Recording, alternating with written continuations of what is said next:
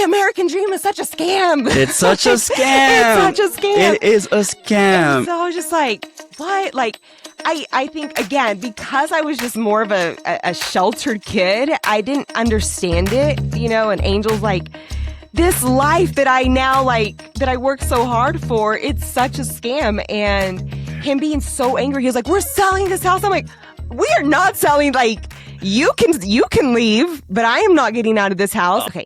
All right. Well, welcome to Vision and Vows. This is our first episode. Yay, yes. And I'm going to be completely honest with you that we have 3 boys. We have a 8-year-old, a 5-year-old, and a 7-month-old. Yes. So our 8 and 5-year-old, they can entertain themselves. Right. But we have Until they're hungry. Until they're hungry. Right. Until they're hungry, they'll be come knocking on our door. So it's going to be a real podcast. And right now I have the camera on for our baby. If you see us just run, we're going to run downstairs and try to find them.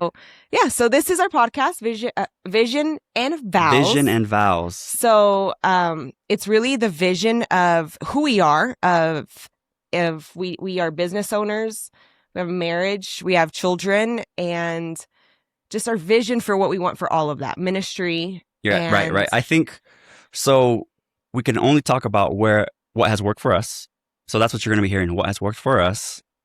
We won't talk about what we haven't tried. Maybe we'll dabble in it. There's a lot of stuff, but what we have tried and what has worked and what has not worked is what you will hear, in hopes that it will bless your family, in hopes that it will cause you to live a different way, to see your spouse a different way. Yeah. I think the vision behind what God has for every single one, every single marriage, every single household, every single parent, as an individual, as a parent, as a half a person to another spouse. Yeah.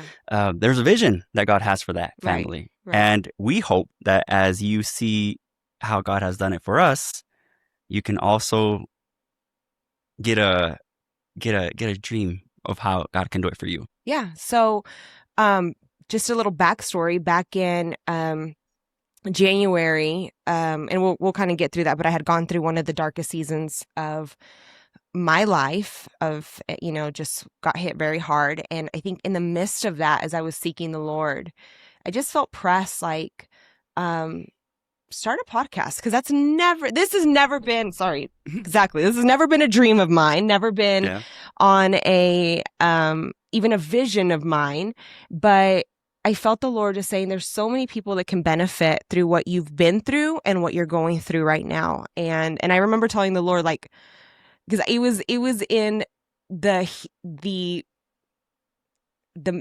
darkest moment that I was like, Lord, how do you expect me to talk to anyone right now? I don't even want to see people right now. But I remember telling that to my husband, and I just said, I think I need to start a podcast. Like, I don't know why. Like, I don't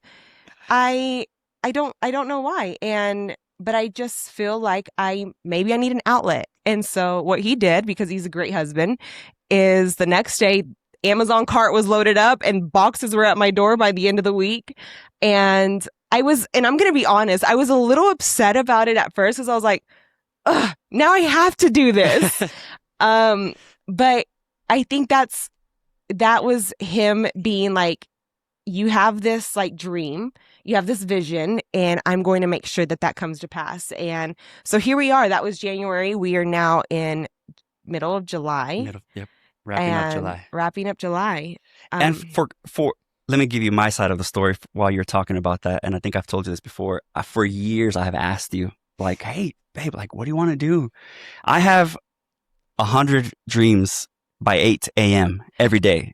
And my job is, like, I gotta cut which ones. Yeah. Like, I can dream all day and just make up businesses, spend the money that business hasn't, that imaginary business hasn't already made. Yeah. It's already spent. And my role is to, like, in my head, I gotta cut these. Okay, no.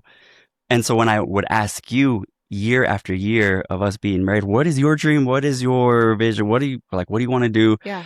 It was always, I'm not sure. And you, of course, you live a different world than in my head. But when you gave me this one, especially in that season that you were in, that, we're definitely going to get into, I saw a glimmer of hope. This is the first time you tell me something, so I wasn't going to hesitate. Yeah. And yeah, we ordered the stuff, everything came in, Yeah. and of course, life always happens, but Yeah. And it's too late. It's here. I think just kind of going off of that, I think and I'm sure many moms can relate, that when you become a mom, you kind of unintentionally, that becomes your identity. Yeah. And so you stop dreaming for yourself Oh gosh. and you Okay. stop having these goals. Is that right? No, but I think naturally that just happens, like because we are mostly the caretakers and mostly the ones that are there. And so life kind of just gets put on pause. I know that because I was a stay-at-home mom, and I think that just kind of became my role, and I fell into that. And I know a lot of moms go back to work and they continue on, but I got stuck in well, this is my identity now until, and it's my ministry, which is correct. Right. This is my ministry in this moment. I'm going to raise good boys, brave boys in the Lord. And that's my ministry. But I love that you could continue to, question me on, like, there's more in you, and try to draw that out of me. Well, I think you hit the first thing that I have a problem with. Okay. Because I have a problem with being put into, you are one thing. Right. And I grew up like that. Like, I am now a soccer player. Yeah. I am now a theater kid. Yeah. I am now part of the youth worship band. And so it's like, and I am now a youth pastor. Yeah. I am now a district leader. I am now an associate pastor. And so what happens, in my opinion, which is not right, is just like, that is your one thing. Yeah. And yes, I agree. If you're doing one thing, do it well. Everything that your hands put on, like, do it like as if you're doing it for the Lord. Yeah. But it's not, it's limiting on who God really made us to be. We are created in the image of God. So that means He is all these things. Yeah. And He put all of that in us. Yeah. And I don't think that we should limit to one thing. I am, and this is going to sound bad, I am a mom. Yes, you are a mom. Yeah. And that is number one ministry. Yes, you are a wife. But you are also wonderfully and uniquely made. And I think there's so many gifts that God has put inside of every one of us. Yeah. For us to be kind of like, I'm just a mom. Oh, I hate when I hear that. Yeah. From people. I'm just a bank teller. I just work at United. I'm just a student. Like, no, you're not just that. Yeah, that's right. You are so much more. Good. So I think that's what we want people to find out. Yeah. And I think, when I thought about podcasting, right? When we finally you started setting up the stuff, and I was like, oh gosh, this is getting serious really fast. And it was like, what are we going to talk about? There's marriage, there's business, there's kids, there's this or that, and, that's when the Lord took me to Habakkuk 2:2. Yep. And He just says, write the vision down and make it simple. Oh man. And I think that's what we're going to do. Yep. It's just going to be simple. This is the vision. Yep. Vision and vows. Yep. And so through this, we will just talk about the ups and downs, the goodness of God, and His faithfulness. Yep. That scripture has been key for us. Yeah. That scripture has been before, it's not big right now. I don't know if it is. Remember when vision boards were like the huge thing, and everybody on Pinterest was like, here's your vision board, do this and that. I mean, it clicked when we saw that. Yeah. Because we are sitting in today, in the home, in the business, in the parenting. We're sitting in what we wrote down. Yeah. Years ago. Yeah. Years ago. And you'll also hear about that, but it's the world copies what the Bible has told us for years. Right.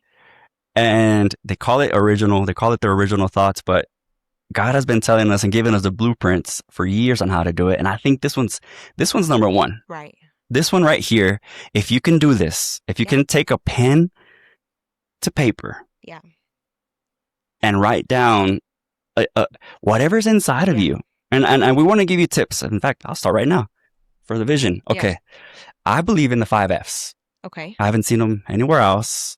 So you got to copyright So it we right have now. to copyright it. Yeah. Yep. I believe in the 5 F's, and the 5 F's are faith, Okay. family, fitness, finances, fun. Okay. Key. Fun has to be in there. Absolutely. Faith has to be in there. Faith is, and here's how you apply them for your family, for your household, for your dreams. For those 5 F's, I want you to write down the craziest thing Okay. that you can come up with. Yeah. Most of you have never thought of the crazy dream. You've never had a crazy dream for your family. Right. And so and starting with your faith is like, what would it look like if you were living your faith out to the max? That's for good. yourself, That's for good. yourself. What would that look like if you were living your faith out to the max? Okay. I mean, you kind of have an inkling. You don't have to have it locked down, but if what you're seeing right now, if you could write it down, what would it look like? I am feeding 100 families. I am, serving in the worship team. I am writing songs. I have my journal, my devotional prayer journal is packed with notes. Like, that's what it looks like. Write that down. Right. And then once it's scribbled down, go to family. Mm-hmm. Family. What does it look like what does my family look like? If you're at home, that counts still. You're still part of a family unit. What does your relationship with your mom look like? What does your relationship with your siblings? What does your family look like? And if you're a parent, what does my family relationship look like with my spouse, with my kids individually? My relationship with my oldest looks like this. Yeah. And you just write those down. Next is fitness. Why is fitness before finances? Yeah. Why is it? Why is fitness before finances? And I struggle with flipping back and forth on this, but fitness is before finances, because if you can feel good, if you can get disciplined enough, okay, it comes down to discipline. Okay. The first two are require discipline already, but if you throw in the fitness, the discipline of it's 4:30 in the morning and my alarm, I've hit snooze 10 times. That's you. But I go. But you wake up your wife. And everyone in the room wakes up. The discipline, making this body do hard things when we don't want to, is what feeds, of course, into the finances. Yeah. So your dream for fitness is like, it's a goal. You said it yourself. I am in size, I don't know girls' jeans, so I'm not going to even try. I'm in size 32. Yeah. 34, whatever you want to call it. Like, I look okay in a suit. It doesn't look like I'm ripping the suit apart. Set those goals there. It's important. Yeah. And then, of course, finances. What does it look like with our family trips? What do our finances look like at our home? What does it look like? How much am I giving?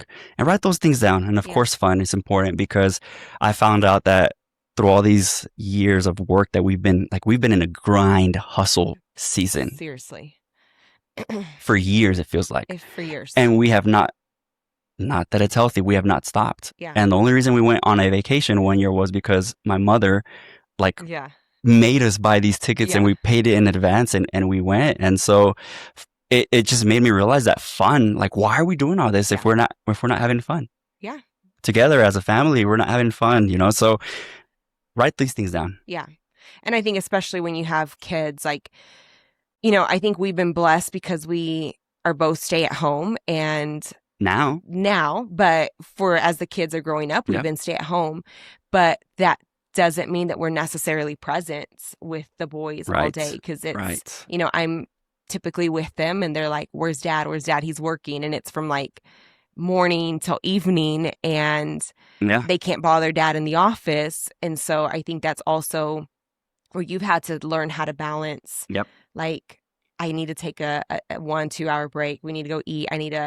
And I've appreciated that, even last night we sat and we played cards with the boys. You were exhausted, you had worked all day and you came and you played, and the boys had so much fun. Yeah. And so I think just that's what's been in you being intentional in the midst of all of this. Right. So I think you said a key. It's intentional. It's intentionality.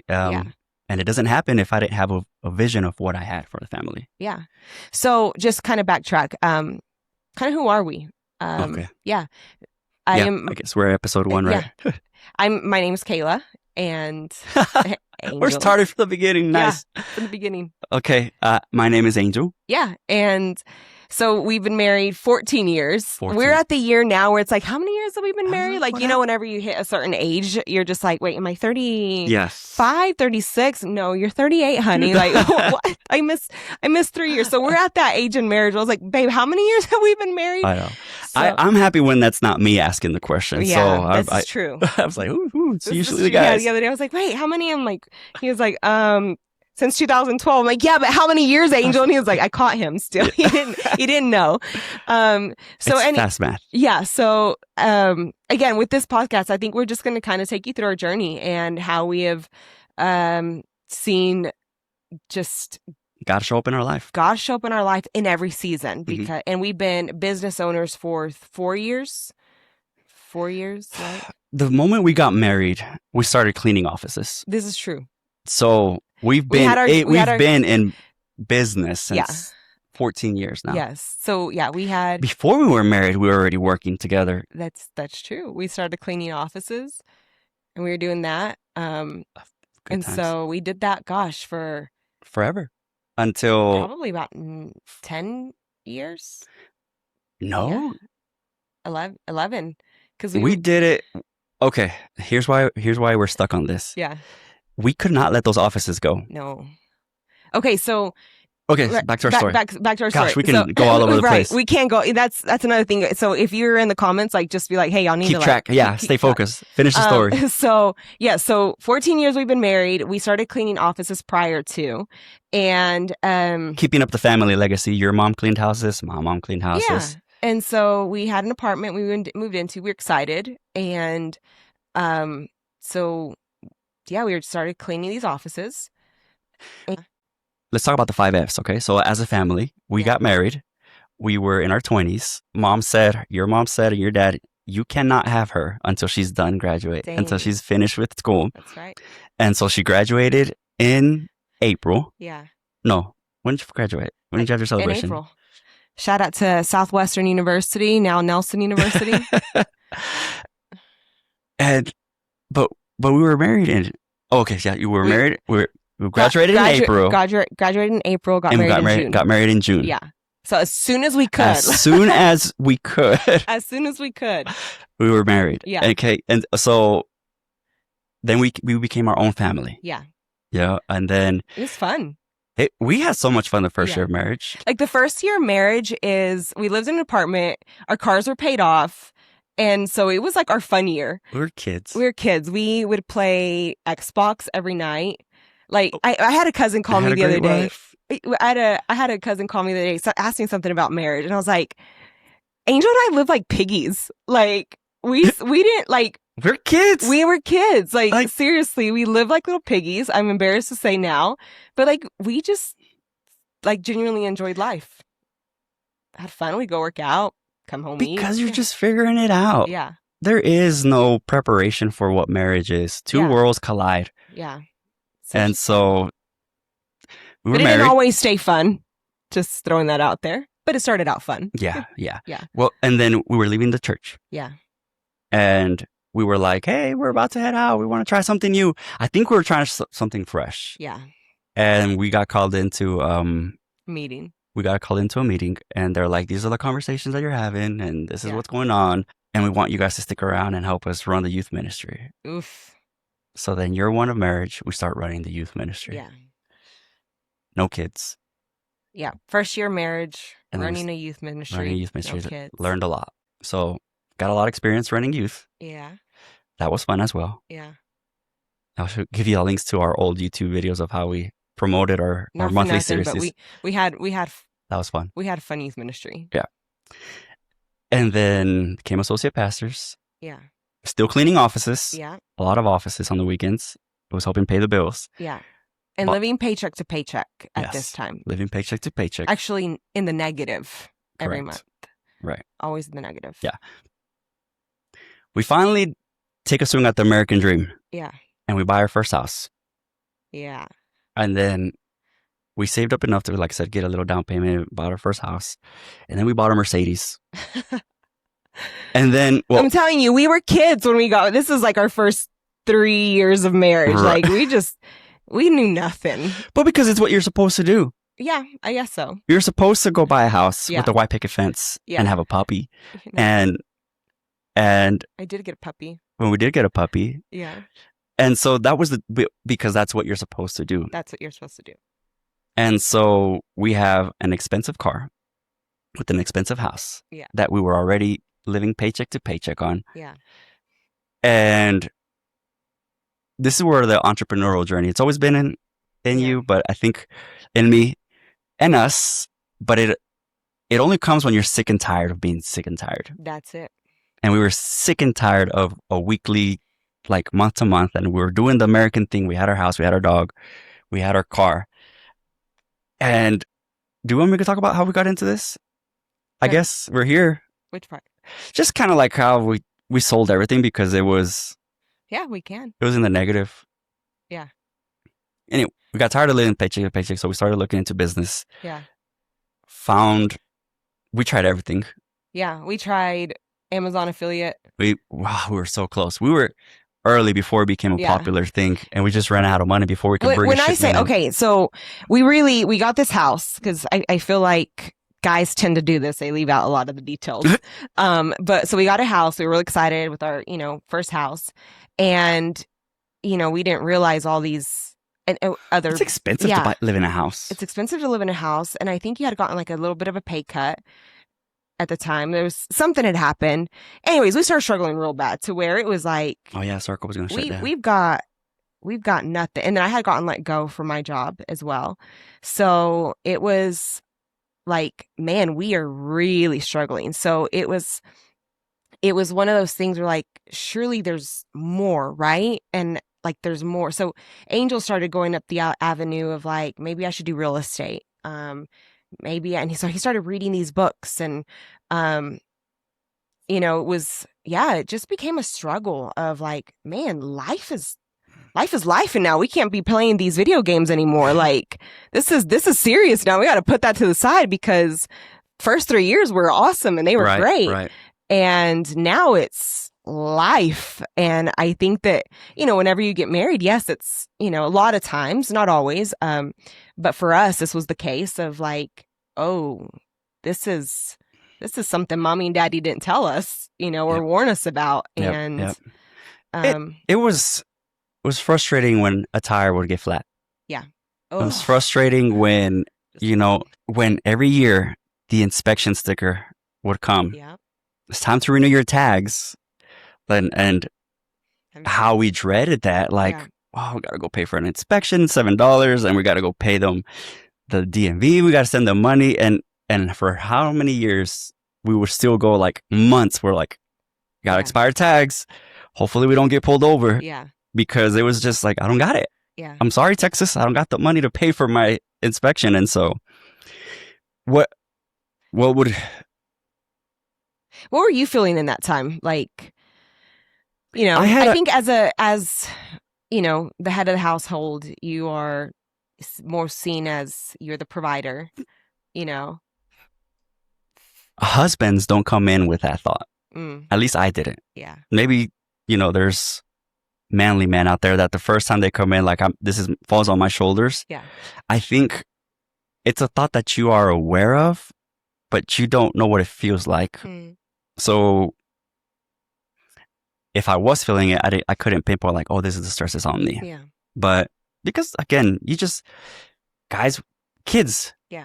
I have so much grace for the kids. They just don't know what they don't know. And I think we were just living life, I guess. Living life. And we thought I had a bigger tolerance for it. I think we stayed there a little bit longer than we should have because that's kind of how I grew up struggling. Not that sounds bad. I grew up where just ins and outs, up and down, up and down, up and down. So is that him waking up? No. Oh, okay. So it just felt like this is normal. Yeah. And I think for me, it was, I grew up with the dad handles the stress really, and nobody else knows. And, I grew up more, I guess, privileged would be the word. And where we didn't struggle so much. But if we did, You weren't going to know about we it. didn't know The about kids it. didn't know about it. Right. The kids didn't know about it, and we were more sheltered in that. And so for me, this stage was very like, what is struggle? I was very new to this. Like, what is struggle? This is help, Dad. And so I remember when the day my dad gave me away, he sat with me, he's like, Mia, have you ever need anything? And I was just like, Dad. Like, I did it. But I remember like, whoa, I don't, and yeah, I remember feeling like this is different, and I don't know how to navigate. And I think early on it started to cause maybe a strain a little bit in the marriage. It did. Yeah. It did. Money Yeah. at the beginning, that's the biggest thing that causes problems in marriage. That was a big one. Yeah. And we'll also talk about that. Okay. But I think that's what led us into business. Yeah. We kind of fell into it. I did a lot of reading, did a lot of studying, and I found we could probably get ahead with real estate. And so we bought our first duplex. Yeah. We sold our dream house. Yeah. Which you were not happy about. I was not. Okay, because we bought this house, right? And it was a smaller home, and it was a cute home, but we lived there for 2 years, I think. Mm-hmm. You turned it up. But I turned that into just... It was a castle. I loved it. I loved my home. We painted it. We, put the fixtures I wanted, just totally turned it around. Yep. And I remember Angel coming home one day and him just being so upset. Like, he had gotten the stubs, the statements for the house mortgage. And of the 3 years we had, or 2 years we had been living there, right? Going on 3, we had paid this mortgage company $40,000 of my 40 hours. Hit in your stomach. That I would go to work. Yeah. My wrist and shoulder still hurt from the work I was doing back then. And they had credited us $4,000. No, $8,000. $8,000, yeah. They had credited our balance $8,000. So for crazy. All those 3 years, if you know the way it works. And I think that's when Angel came home and he was like, the American dream is such a scam. It's such a scam. It's such a scam. It is a scam. And so I was just like, what? Like, I think, again, because I was just more of a sheltered kid, I didn't understand it, and Angel's like, this life that I now that I work so hard for, it's such a scam. And him being so angry, he was like, we're selling this house. I'm like, we are not selling. Like, you can leave, but I am not getting out of this house. And this conversation's hurting my shoulder. I know. So I will never forget. He started talking to a realtor, and he was like, I talked to this realtor and all the upgrades we've done to this house, we can get this and that. And there's a duplex for sale. And, let's move into a duplex. And I'm like, okay. So I kind of went along with it for a little bit. He takes me to this, because I think this 1978 hadn't been touched. 1978 duplex, when we lived in a early 2000 home. So I'm like, you are bringing me backwards, not forward. And I remember walking in this home and I was like, cringe. It smelled old. Yes. It looked old. Yes. It was dated. And and then he has the audacity to say, what you did to our other home, you can do. And I was like, I felt the blood instantly boil. And I was just like, I don't want to do that to this home. I'm happy with my other home. And he says, listen, like, we live on one side. The other people live on the other side. They pay for our mortgage. And I'm like, for me, I'm like, I am happy where I'm at. And because it was your home. Because it was my home. Yeah. Not because you were being any kind of way. I think it was your home. Right. And so I didn't understand that then. I understand that now. Right. I did translate it then as like, you're being bratty. Wow. This is the first time I say that out loud. Right. I'm glad you didn't tell me that then, because I don't know if we'd be here. But in my head's like, oh, she's just used to this high life and blah, blah. And then so in my head's like, I'm trying to do this for us. It's funny. But it's funny now. It's funny now, yes. Okay. But I didn't know that then. So I wouldn't know how to say it to you then. Right. But okay. So then one day I'm sitting at home and you're at work and a car drives up to our house. This is what not to do in marriage. This is not how to do it. This for is sure, what not to for do in sure. marriages. Don't do it like this. A truck parks in front of your house. Parks in front, and I'm just like watching, and they put a freaking for sale sign at on my house, and I call Angel right away. And I don't know. I'm sure there was a few choice words in all of that. I was so angry of like, what are you doing? And he's like, I understand. But the realtor I was talking to was like, because we didn't have a down payment for, whatever. And he says, well, the realtor I was talking to says we have $25,000 of equity we can use towards the down payment of this duplex. And I was like, I didn't want this duplex. And I was and he was just like, well, we're going to do it. And again, this is early in our marriage. Yes. Which, again, spiraled into lots of arguments, I'd say. We were very unhappy. Very unhappy. And so the house sold pretty quick. So let's talk about how, because of the great work that you did, we had only lived in it I hope that my viewers can see the face, can read my face. Because of the work that we did. Yeah. Because you did the design, I did the work. But you didn't finish one of the rooms. I just want to throw that in 3 years, we had built equity into it. Yeah. Considering the 3 typically doesn't happen. Which does not happen. Yeah. Considering this little money that we put into it to get in it in the first place. Yeah. We had covered, like, it was just a testament to the gift you had inside of you, right? Mm-hmm. He's trying to butter me up. Uh-huh. And so, go listen to Rich Dad Poor Dad. Okay, yes. For years, I've tried to get this woman to listen to Rich Dad Poor Dad, and it's never happened. One day I will. Tomorrow. I gave up. You don't have to anymore. It's Rich Dad Poor Dad is what changed his mentality. So correct. I don't know if to thank him, the author, or to be angry at him. We're figuring that out still. Yep. So it leads us to buying our first real estate or duplex. But what it did was that book, ultimately, it changed your perspective on we don't have to live in this, like, what would you call this? So the easiest way is success leaves clues. Okay.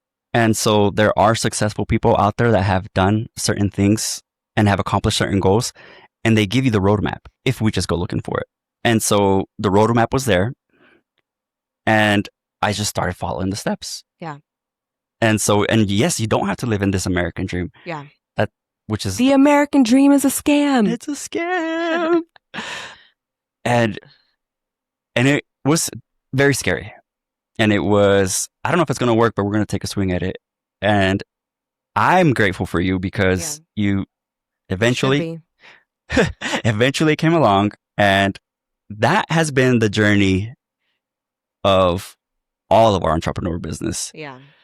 Where we got married. Okay. So we got married in 2012. 2012. And selling the house and moving into this duplex happened in 2018. Yes.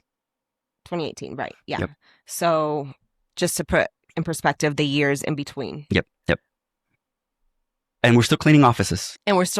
Because eventually we got our pay raise because we weren't paying for our duplex anymore, or a little piece of it. Yeah. And at this point, just where I'm at, like, I'm now doing full-time ministry. Yes. I'm traveling with Pastor Alexa, our pastor's wife, and she went out and ministered. So at this point, that's kind of where I'm at. And it wasn't a paid position. Mm-hmm. But to make up for that, we were all still cleaning these offices. Yep. Yeah. And that's when Airbnb came around. Yeah. Well, then we have a baby. And we had a baby. Yeah. So anyways, I think could be a good start to our episode 2 of kind of the ups and the downs of starting our business. Okay. Yeah. I know. Stick around. I think there's a lot of gems. We're kind of talking fast through this live. Yeah. Because if you're here, you're here. Yeah. And if you're checking it out years in the future, where you finally want to know where Angel and Kayla came from, this is it.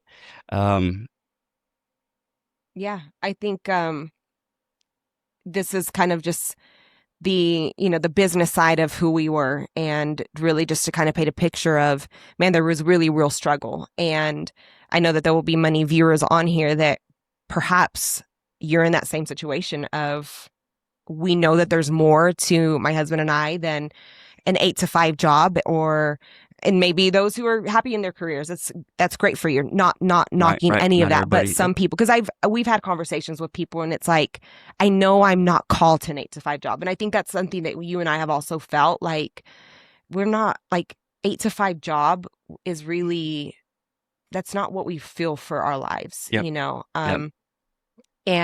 But to find our, like you said, find our niche. I think that's where it was just like, we did so many businesses that finally led us into the Airbnb game. But like you said earlier, there was the Amazon embroidery business, we tried a digital graphic, we tried like a picnic business. a picnic business. We did so credit many repair. I still have my real estate license. You see, I think so. To just put in perspective of it, really, there was so many things out there while we are honestly just trying to make it, and to prove like you don't have to work necessarily this 8 to 5 job to really have this.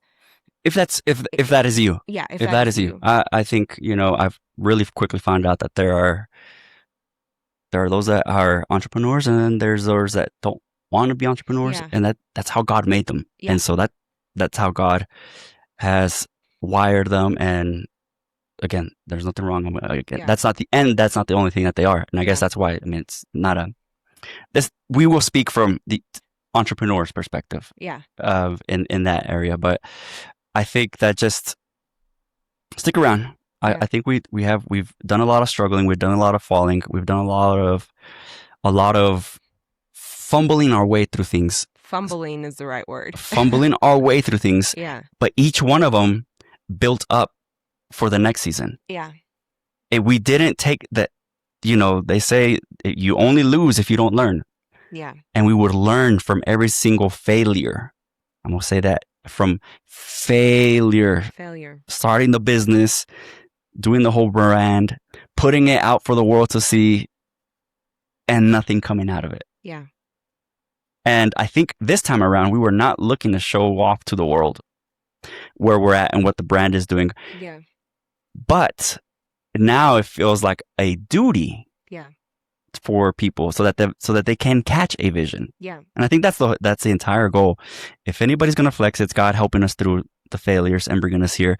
But you have a vision inside of you, and you have a purpose inside of you, and go forth and fumble and fail and learn and don't be afraid to dream again after the vision fumbled or failed, because God is faithful to his promises. And one thing that he's told us is, I will promise to be with you. I will promise to protect you, to bless you, to take care of you. And he has. Doesn't always look the way that we think it should look, but we're standing, we're breathing, we're sitting here together, and we're made it. So we're and there's still greater things to come. So vision, so important.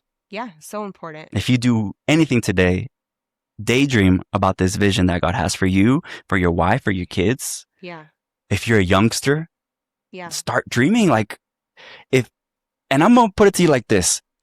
If you can do it with your strength, with your creativity, with your own resources, I challenge you that you're not dreaming big enough. I challenge you and tell you that you are not dreaming big enough. If you can do it by yourself, then you don't need God. So good. And I dare say God has something even bigger. I mean, it should make you shake in your bones on how big your dream is, because God is with you. I going back to the vision board that you're talking about, I think it was in 2022 we did our vision board. We did one in 2021. 21 and 22. 21. And we did a 5-year vision board. And at this point we were in our duplex, and I remember that was the second vision board. The first one, we had a full meeting at the first house that we had with the family. Okay.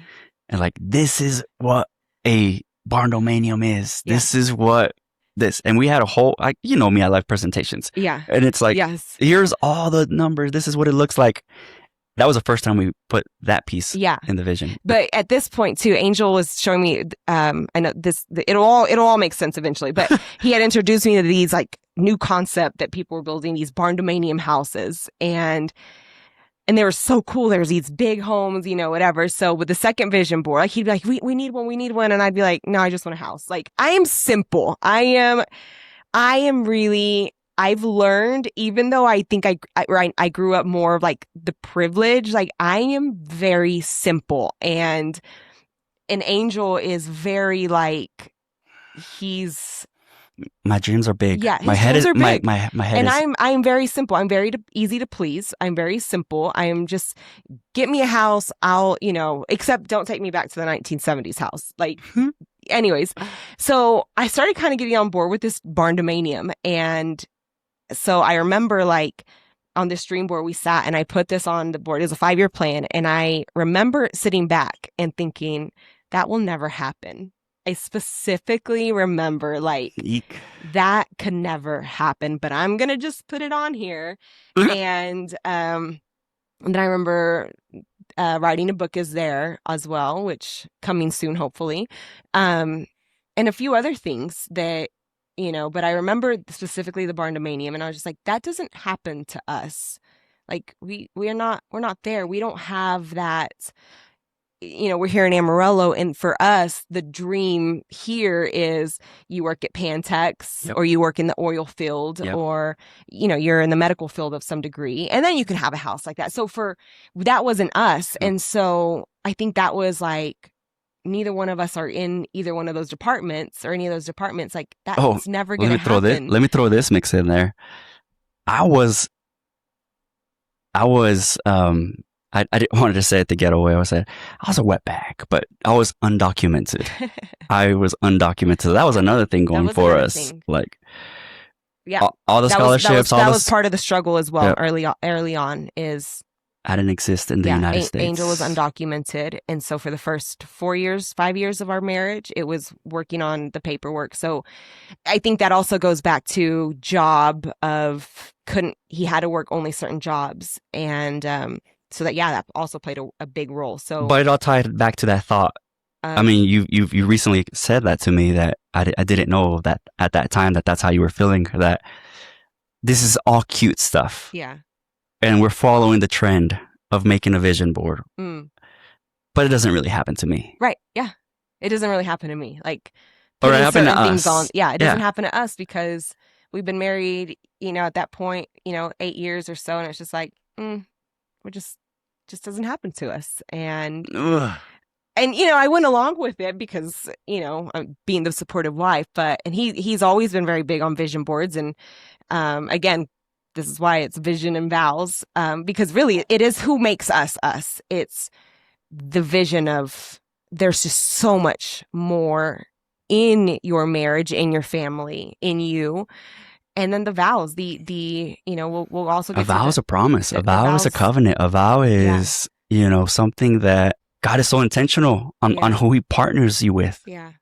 You don't even know the vow that you're putting with your spouse, and how God is so perfect on who He puts you with, and it all ties back together to everything. Yeah. But I feel it so deep in my heart right now. Okay, I don't know how we're going to end these podcasts. This is podcast number 1. Yeah. But if I may, I would like to pray for that. Yeah. I want to pray for that, because how many people walk like that? Every Sunday they get a great word from their pastor. Every Sunday when they open their Bible, they're reading promises that God is speaking over His children, and it sounds great. Yeah. And the hooting and the hollering of the preaching and the worship is great, but deep down inside, in your mind, you're like, that's cute. Yeah. It's not for me. It can't happen for me. That part. It can't happen for me. It can't happen for me. Yeah. That oof. And we'll get there again. This marriage is so cute. Yes. That's so cute, that marriage, but that's not for me. That miracle can happen to that person, but a miracle will never happen to me. Yeah. Yeah. And that is a lie from the pit of hell. From the pit. because if he can plant seeds of doubt in your brain, and doubt is there to the, I mean, right now, I still can tell you, yeah, I can doubt sometimes. Yeah. So that's not the problem. The problem is I don't believe God can do it. Like that's where I'm scared. Like, I don't want you to live there. Like, I don't believe God can do it for my marriage. Yeah. My marriage is so far gone. My family, my finances are so far gone. My kids are so far gone. I can't dream, like whatever X reason you have on there. My God is bigger, and that you really need to understand that. You really need to understand who your God is. And that's a perspective. That's a mental breakthrough you need. Yeah. That the God who parted the seas, yeah, the God who rose from the dead, the God who has done endless miracles, the God who showed up for a wedding to provide their beverages. He showed up to a wedding to provide beverages. Like, he's working on our behalf. Yeah. You matter. You care. He's got this. And so, Lord, in the name of Jesus, thank you for including us in your plan. Thank you for including us for allowing us to be a part of your vision for this planet, God. You created every single one of my brothers and sisters with a purpose. No one is average. No one is simple. You, my God, made us uniquely and wonderfully made in your image. So right now, Father, I just pray a release of new vision over my brothers and sisters that are tuning in. A new release of revelation from you, my God, of what you have for their life. And that our ears would not turn deaf when you are coming to speak to us. And that our imagination would open up to hear when you are whispering to us the secrets of you. Father, that we could dream for our families, that we can dream for our faith, that we can dream for our fitness, that we can dream for our finances, and that we can dream for fun. I come against the enemy speaking doubt. I come against the enemy speaking worry. I come against the enemy speaking dread. I come against the enemy that just wants to pour in hopelessness. In the name of Jesus, you are bound, you are held back by the mighty blood that was shed on cross of Calvary. In Jesus' name, I declare this new vision, new revelation for my brothers and sisters. Amen. Amen. Yeah. So thank you for tuning in for our first episode. And like I said, we will try to make this as often as possible. Yeah. No, we are. Yeah. Because we're going to be intentional. We're going to be intentional. We're going to be intentional. It's on our vision. Yeah. Episode 2, we're going to talk a little bit more about how we fell into a business. And if those of you who are interested in business, and we would love for you to tune in to episode 2 and how it all ties in together, business and marriage. Business and marriage, tying it together. Yep. But thank you for tuning in. Thanks for watching. Yeah. Hope this blesses somebody. Amen. We'll be back. Yeah. Talk soon, guys. Bye. He's up.